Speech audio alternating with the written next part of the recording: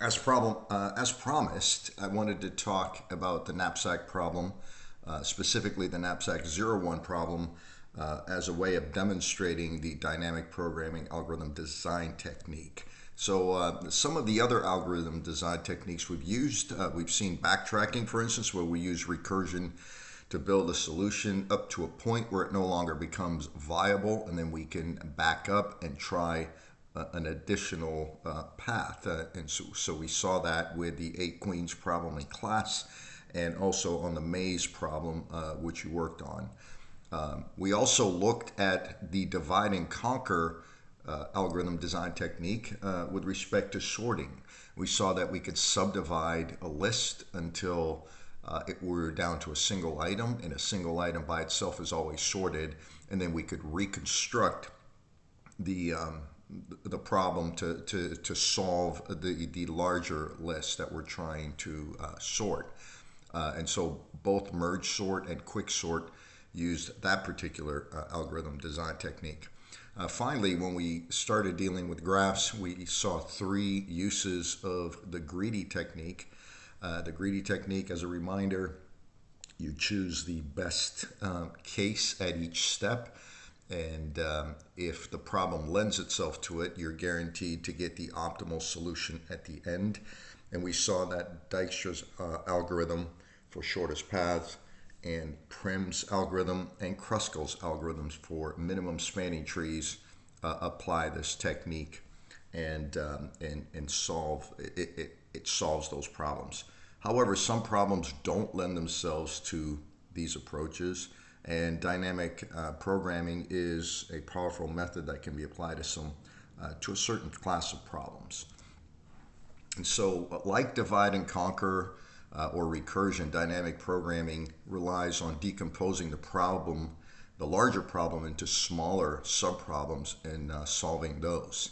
And so, this decomposition process basically says that on the path to the larger optimal solution, I will find a number of smaller subproblems for which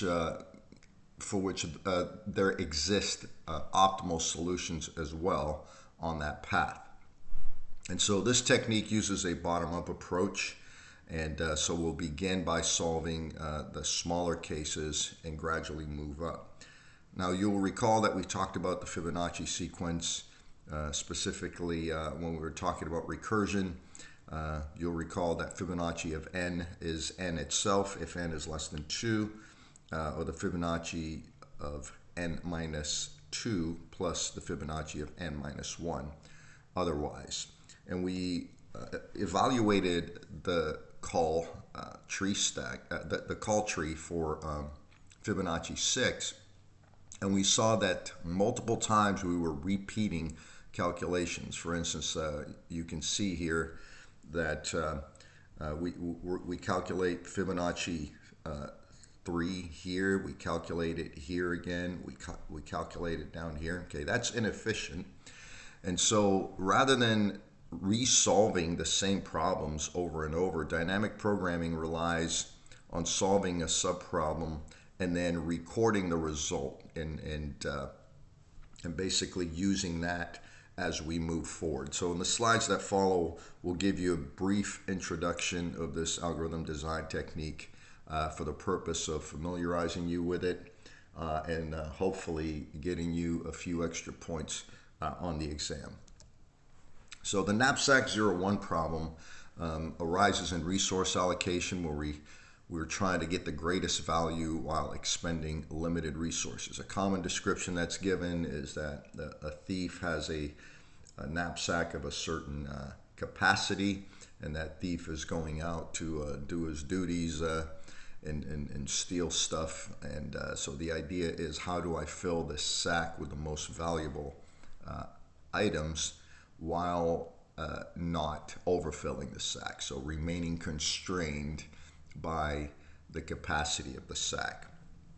So there are 2 versions of this problem. There is a fractional version, which is much easier to solve, but the 0-1 knapsack problem says that you either take an item or you do not. So you cannot take a partial item.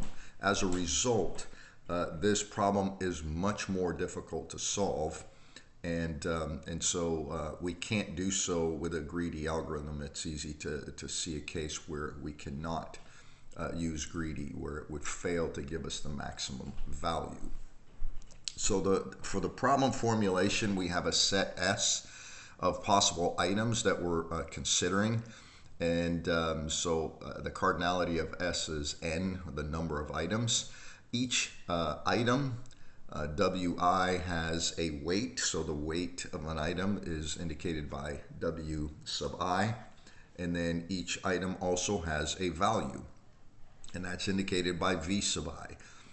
Capital C is the maximum capacity of the knapsack, and we're constrained by that value. So we have to remain at or below that value in seeking the maximum value for the knapsack.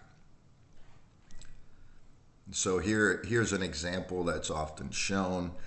This is not a particularly good example as far as the weights go, but imagine that there's a $10 piece that, let's say, weighs 12 pounds, and there are two $8 pieces, each of which weigh 7 pounds. Well, if I'm greedy and I go right for the value, I would take the $10 item first and put it in the sack, and now I've used up 12 pounds out of my 15.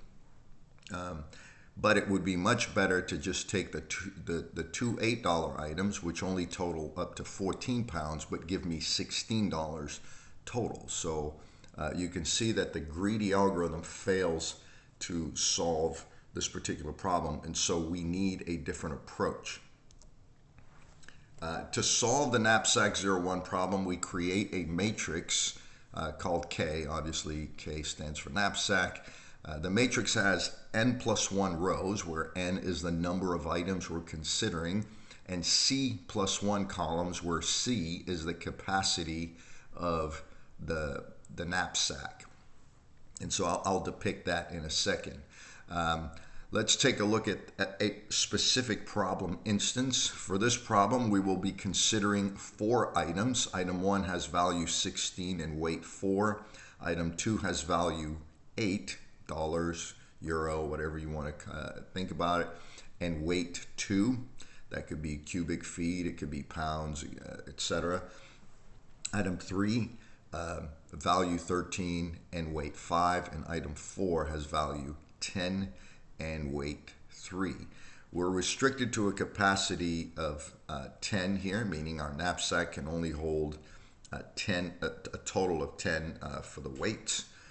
And so we have to lay this matrix out in order to solve this. Now, what we do with them, let me show you the matrix, and then we'll talk about the individual updates. So here's the matrix, and basically the matrix, as you can see, has 5 rows, and we're considering 4 items, so it has 5 rows. There's 1, 2, 3, 4, and 5, and it has 11 columns because the capacity is 10. So we go at the top from 0 to 10, which is 11 things. Now we're going to update each cell in this matrix by applying the matrix cell update rules above, and I've color-coded these and try to provide an explanation as to what each of these does. So in the ith row, we are considering only the items numbered less than I. So for instance, in row 1, I am only considering whether I should take item 1. In row 2, I am considering combinations of items 1 and 2 to maximize the value. In row 3, I'm obviously considering items 1, 2, and 3 for max value. And finally, in row 4, I will consider all 4 items. But in each row, I'm mainly processing that item, and the previous items come from the cells previously calculated, so the rows above it. So when the SAC cannot hold that specific value, I must make the red update. Okay, what I'm saying is, if I'm considering a SAC of size 1, i.e. that's the smaller problem, and only considering item 1, you can see that I cannot fit an item of weight 4 in a SAC of capacity 1. And so we apply the red update, which is just take the value immediately above it, right? In row I minus 1 and at column W. So this actually persists in for this particular item through the first 3 columns, because all the way up to 3, a knapsack of capacity 3, I cannot fit item 1. And so we get a red update there, which means go up 1 row, okay, I minus 1, and then take the location, stay in the same column. So that is 0. Same thing for 2, and same thing for 3. And again, this is because I cannot yet take item number 1, and that's the only one that's being considered in this particular row. Item 1 has weight 4, won't fit in a knapsack of capacity 1, 2, or 3. Once I reach capacity 4, I now move up to the rule at the top, and I will take the maximum of one of 2 values. I will either take the maximum, if the value immediately above it is the greater value of these 2, then I will take that value. That is the status quo update. In other words, it says taking the ith item does not improve the value of the SAC, so keep the previous configuration. Now, I'm on the first item, so there is no previous configuration other than an empty SAC, but we're going to see that update takes us through the rest of the table. The other update, the other value that I must compare to extract the max, is this blue update, which is the value of the item, value of item I, which in this case is 16, added to the cell that is 1 row up and weight units back. Okay, weight units back means I have to be able to fit this thing, and this gives you the ability then to exchange an item. So in this case, again, there's no dilemma because we're starting with an empty SAC, and now that we can fit the item, we should definitely take the item. But this update is what gets made in cases where the item's weight is now met or exceeded by the capacity of the knapsack. And so I will make the update in this cell by taking the maximum of the value immediately above it, or 16, which is V sub I, that's the value of item I, and we're looking at I equals 1 right now. 16 added to go up 1 row, that's I minus 1, and then go left weight units, so in this case 4. So go add 16 to go up 1 and left 4. 1, 2, 3, 4. Adding 16 to 0 is greater than just taking the status quo. And so at this point, we will take that value 16, and I've color coded it to show you that that came from this particular choice. It turns out that as I apply that rule for the rest of this row, that 16 will prevail in all cases. In other words, I'll compare 0 here to 16 plus 1, 2, 3, 4. 16 plus 0. So 16 wins again. Same thing when capacity is 6, right? So I'm solving these smaller problems, smaller SAC problems, and limited number of items as I move towards the larger problem. Those are the sub-problems I'm solving. So if I were to stop here, for instance, basically this would be the solution for a knapsack of size of capacity 5, considering only one item, which is a pretty boring problem, but nevertheless, it explains what the sub-problem is.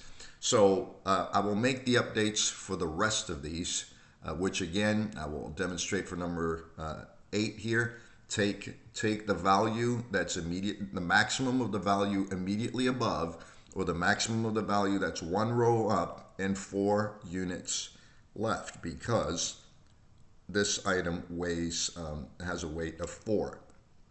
Adding 16 to that beats this 0 here, here, and here. And at this point, we have handled item 1. Now, when I go to row 2, we are considering combinations of item 1 and 2 that will maximize the knapsack. But we will do it the same exact way. Since item 2 has weight 2, we will keep that in mind. And we notice that we cannot take an item of weight 2 in a capacity 1 knapsack. So that just gets this red update, which is take the value immediately above. In other words, item 2 in this case is too large to fit in the bag, so take whatever was there before. And so we get that update. Now, when we get to 2 pounds, I can actually take that particular item. It has value 8. So we will make this update, take the maximum of the 0 immediately above it, or the maximum of 8, which is the value of the ith item, go up 1 and left 2, because that is the weight of the ith item. So 8 plus 0 beats this 0, and so we will take the blue update. The same thing happens with with a sack of capacity 3. Now, when we get to a sack of capacity 4, remember I'm choosing between now items 1 and 2. Well, this update, again, this simple rule will take care of me. Take the maximum of this value, which is what was before, or take 8 plus 2 units back, 1, 2. Well, 8 plus 0 is only 8. 16 beats that value. So what we're saying here is that once I have a sack of size 16, I should stick, of size 4, I should stick with taking item 1. And that's shown by the green update, which is the keep whatever previous items were in the bag. So number 5, for capacity 5, same thing. It's the maximum of 16 or the maximum of 8 plus 1 row up, 2 units back, 8 plus 0. Okay, so 16 beats that, and so we make that update.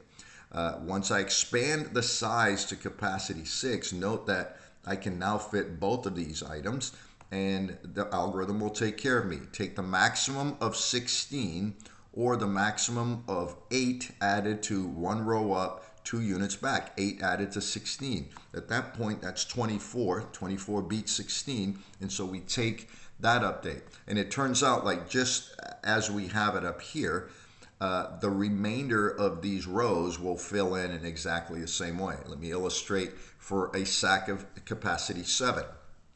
Take the maximum of this 16 or the maximum of 8 added to 1 row up, 2 units back. Well, that's 16 plus 8, which is 24, and so we would take 24. And that would apply for the remainder of these columns.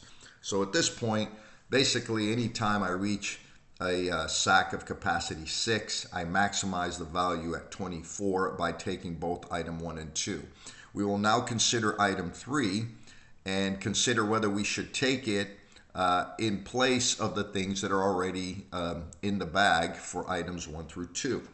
Well, item 3 has value 13 and weight 5, which means that up through weight 4, I cannot take item 3 at all, so I must take all of the values that were in the previous one, in the column above. So I'm making the red update here, here, here, and here. I'm simply copying these values, right? So the red update says go up 1 row and stay in the same column, and that's what goes in here.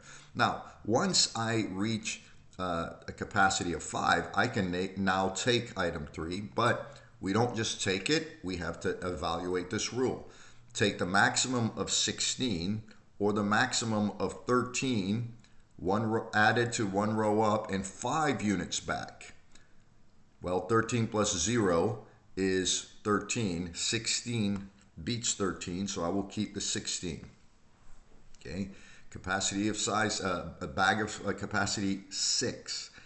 Take the maximum of 24 or the maximum of 13, because I'm considering item 3, added to 1 row up and 5 units back. 1, 2, 3, 4, 5. 13 added to 0 is 13. I'm going to keep the configuration that was before, which is 24.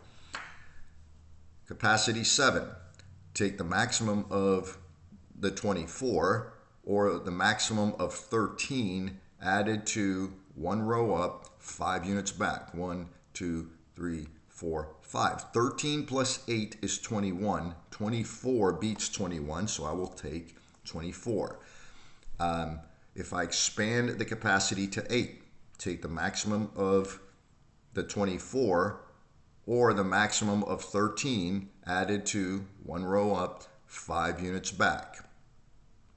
Okay, 13 added to 8 is 21 again, and so 24 wins that, and so we take that value. Capacity 9, take the max of 24 or take the 13 added to 1 row up, 5 units back. 13 added to 16 is 29. 29 beats this 24, so I will keep the 29. And the same update happens here. The maximum of 24 or 13 added to 1 row up, 5 units back. That's 13 added to 16. That gives me 29, which is the value I want to keep. Finally, we will consider item 4 on whether we should take it or whether we should retain the items calculated above. Okay, and so item 4 has weight 3, which means that up through weight 2, I must simply take what was there before, because I cannot take item 4. It has value 10 and weight 3. That means I make the red update here and here. Now I reach capacity 3, where I can actually take that particular item. And so we take the maximum of this 8 or 10 added to 1 row up, 3 units back. 1, 2, 3. 10 added to 0 is 10. That beats this 8, so we will take the 10. Capacity 4, the maximum of 16 or 10 added to 1 row up, 3 units back. 10 added to 1 row up, then 1, 2, 3. Well, that's 10. 16 beats the 10, so in that case, we'll make the green update. Expand it to capacity 5. Take the maximum of this 16 or 10 added to up 1, 1, 2, 3, which is 8. 10 added to 8 is 18. That beats this 16, so we will take the 18, and that's the blue update. Expand to capacity 6. Take the max of the 24 or 10 added to 1 row up, 3 units back. 10 added to 8 is 18. 24 beats that value, and so we will keep the 24. In capacity 7, max of 24 or 10 added to go up 1, 1, 2, 3. 10 added to 16. Well, that's 26. That beats 24, and so we will take that value. The maximum of the value immediately above, or 10 added to 1 row up, 3 units back. 10 added to 16 is 26. That beats this 24, and so we'll take that value. When expand to capacity 9, take the max of 29, which is the configuration we had before, or 10 added to up 1 row and left 3. Well, 10 added to 24 is 34, and so we will take that value. That's the maximum of those two values. And finally, when we reach the last capacity, we have the same update. Take the max of 29 or add 10 to 1 up and 3 left. 10 added to 24 is 34. That's greater than this 29, and so we take that. Okay, and so at this point, really, the dynamic programming algorithm is complete. You can see that dynamic programming requires that you construct an idea about the table. That's the hardest part about dynamic programming. You have to construct an idea that will actually solve the problem. And so, other than that, it's just a self-filling routine through various rules. And so, the question that we really had is, what items should the thief take? In other words, which items are included in this bag so that I get this maximum value of 34? Well, this is a small enough problem that you could probably look at the items and come up with the combinations that would give you the value 24. However, if I was to give you 15 items and maybe a sack of value of capacity 50, this would not be such an easy problem. But that's okay. We have an algorithmic way to determine which items are in the bag. And so we start at the lower right of the table, which is this cell here, and we compare it to the cell above. We make this comparison. If those values are different, that means that the item, that particular item is in the maximum set of items. And so this means that item 4 was taken by the thief. So the item is included, and we will move one row up and weight units back. Well, item 4 has weight 3, so we will move one. So we were down here. We will move one up and 1, 2, 3 back. So we will move to where my arrow is. Okay, and now we will compare those values. We will compare the value at that cell where I moved to with the one immediately above. Well, in this case, they're the same. This means that item 3 is not part of our maximum set. And when that is the case, we move to the cell immediately above. So I was here, and so I will now move to this cell, giving me this, and I will compare that cell with the cell above it. So I will compare these two values. 24 and 16 are different. That means I apply this rule. That means that item 2 is in our maximum knapsack, and in that case, I will have to move one row up and 2 units back because item 2 has weight 2. So I will move up 1 and left 2, putting me over here. Okay, and at that point, I will make a comparison of that cell with the cell above it, which was really the empty sack. And this means that since they're different, that item 1 is also in the set. And at that point, the algorithm terminates. So let's just analyze quickly what's happened. It is obvious that taking item 1, 2, and 4 does not exceed the capacity 10. Okay, so 4 plus 2 is 6, plus 3 is 9. And we saw that if we made this a smaller sack, we would still get the value 34 for these particular items. Furthermore, where did that 34 value come from? Well, that's this 16 plus this 8, which gives me 24, plus this 10, which gives me 34. And so, again, as a reminder, the dynamic programming piece is just the filling out of the table. That's basically what dynamic programming is. It's used in a lot for solving a lot of problems, for instance, in text processing, and you're just counting things and keeping track in some kind of, usually a 2D matrix. This small little piece of pseudocode is how we determine which items are in the sack. And again, we set I being the row to the nth item. Okay, so it's the last row. We set J to the last column, so it's that lower right. And then while I and J are greater than 0, we compare the knapsack IJ to knapsack I minus 1J. So in other words, I compare it to the one immediately above. If they're not equal, that means that that item is in the knapsack, and I decrement my I, which is my row indicator, by 1, and I decrement my J, which is my weight indicator, by weight units, W sub I, weight units for that item. Otherwise, I just move up one and then I re-enter the while loop and make subsequent comparisons. So for the sake of the exam, you should be able to fill out one of those tables. I will give you a set of items, anywhere from 4 to 6 items. I will give you a knapsack of anywhere from, say, 10 to 15 pounds. And basically, you would want to run through those updates and to fill out the table to earn the extra credit. I hope you find this video helpful.